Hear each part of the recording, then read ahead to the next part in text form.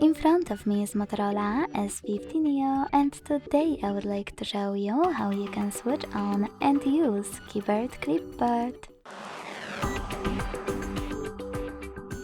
First of all, you need to launch your keyboard and click on Clipboard at the top of it.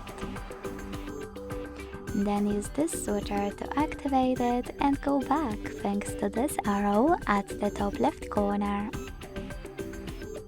Then you need to copy or cut any text, and to paste it, click on it at the top of your keyboard. You can also paste it by tapping on Clipboard and clicking on it here. To pin one of your sentences, use this pen, tap on the chosen one and tap on the pin. You can unpin it the same way.